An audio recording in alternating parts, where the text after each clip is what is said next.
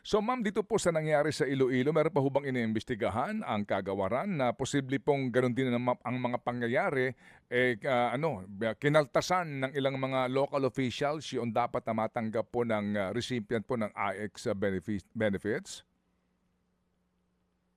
Manong Ted, pasensya na po, pero garbled po yung audio niyo. Opo.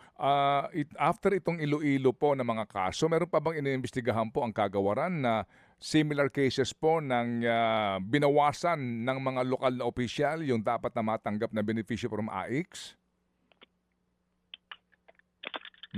Hello, ma'am? Well, Opo. yeah. Oo. Manong Ted, medyo garbled po kasi yung audio niyo. So, Opo. hindi po Meron, klaro sa akin, Manong Ted. maliban po ma'am sa Iloilo na kaso, meron pa ho bang ibang mga lugar ngayon na inimbestigahan po ang kagawaran na meron din pong ibinawas doon sa dapat matanggap ng AIX beneficiary? Well, Manong Ted, kung matatandaan mo, no, last year, meron din tayong similar instance. Yung pungan buntis na ina na nag-post nga po sa social media na sinabing nabawasan po yung kanyang tulong pinansyal. Yan din po ay kinasuhan din ng DSWD.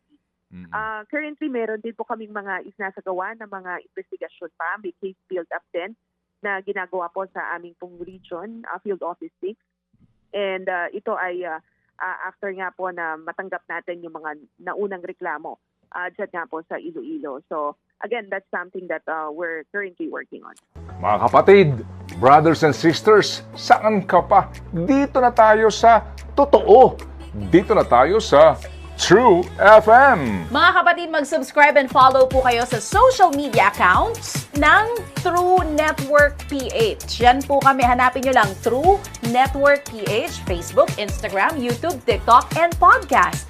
Mapa Apple or Spotify man yan, mahahanap nyo kami. Lahat ng mga napapanood at napapakinggan nyo po sa programa, nasa social media accounts namin yan. So, paano mga kapatid? See you sa social media!